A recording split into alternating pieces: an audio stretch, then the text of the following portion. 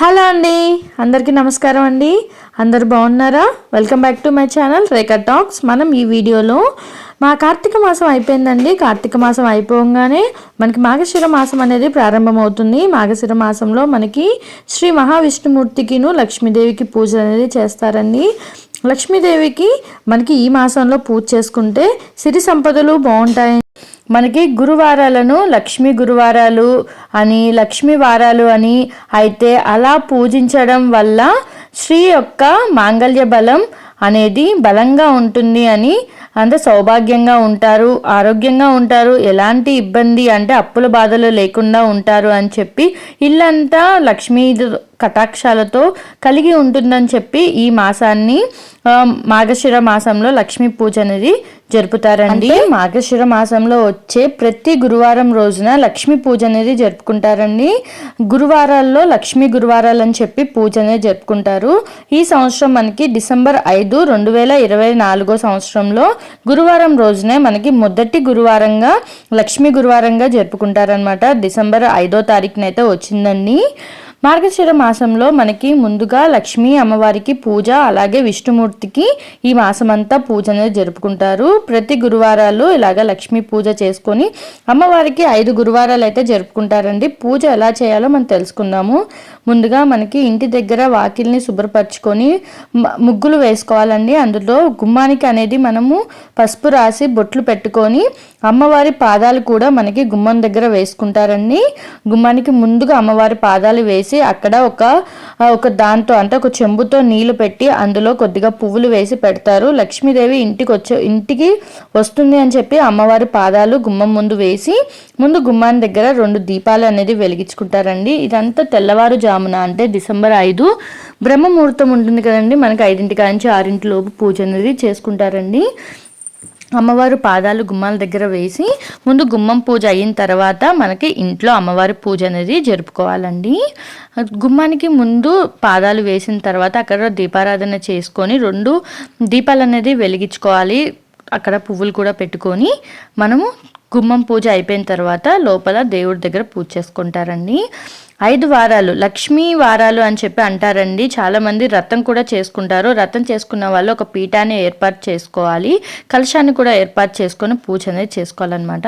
ఇక నేను చూపించిన విధంగా ముందుగా కలశాన్ని ఏర్పాటు చేసుకొని కలశంలో మనము నీళ్ళతో పాటు కలశం పెట్టేటప్పుడు కింద కొద్దిగా ఆకు వేసి ముందు బియ్యం వేసి దానిపైన ఒక ఆకు పెట్టి కలశాన్ని ఏర్పాటు చేసుకోవాలండి. కలశంలో కొద్దిగా నీళ్లు, పసుపు, కుంకుమ, అక్షింతలు, కాయిన్, పువ్వు అలాగా వేసి మనం కలశాన్ని ఏర్పాటు చేసుకోవాలి. కలశానికి ఎప్పుడైనా ఎరుపు లేదా పసుపు గ్రీన్ కలర్ది జాకెట్ బ్లౌజ్ అనేది పెట్టేసి కలశంలాగా ఏర్పాటు చేసుకొని పైన కొద్దిగా కుంకుమ బొట్టు పెట్టేసుకొని గాజులు అనేది పెట్టుకోవాలండి అమ్మవారిలాగా భావిస్తూ.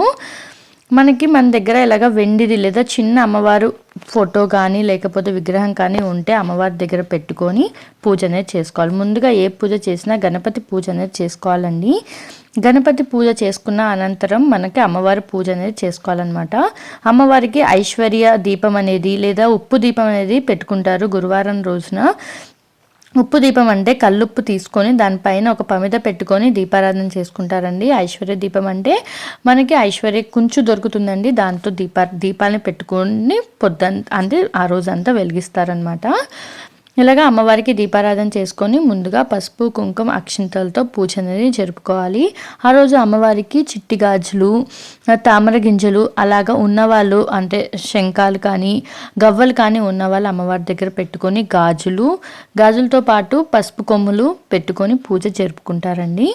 అమ్మవారికి నైవేద్యంగా ఆ రోజు పళ్ళు కానీ మన దగ్గర లేదనుకుంటే పాలండి, పాలలో కొంచెం పంచదార వేసి అమ్మవారికి నైవేద్యంగా సమర్పించవచ్చు. 5 వారాలు చేసుకుంటారండి ఇది ఖచ్చితంగా. కానీ ఈ మాసంలో మార్గశిర మాసంలో మనకి 4 గురువారాలే వచ్చాయి.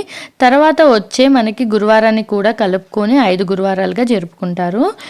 అంటే ఏ గురువారం ప్రారంభించాలి అంటే స్త్రీలకి కుదరదు కదండి, కావున మనము ఏ గురువారం అయినా సరే పూజ అనేది జరుపుకోవచ్చు. ఈ మాసంలో మొదటి గురువారమే పూజ చేయాలి, 2వ గురువారం అని ఏది లేదండి. ఏ గురువారం అయినా సరే మన అమ్మవారికి పూజ అనేది జరుపుకోవచ్చు.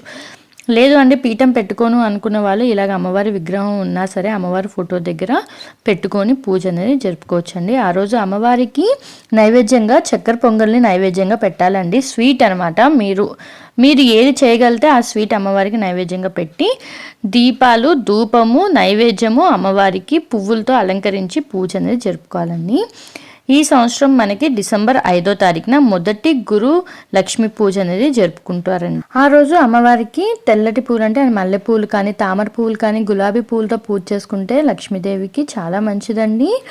ఇలా పూజ చేసుకోవడం వల్ల చాలా మంచి జరుగుతుంది. అంటే ఐశ్వర్య దీపం పెట్టుకోవడం లేదా ఉప్పు దీపం పెట్టుకోవడం, అమ్మవారికి దీపారాధన చేసుకున్నా చాలా మంచిదండి.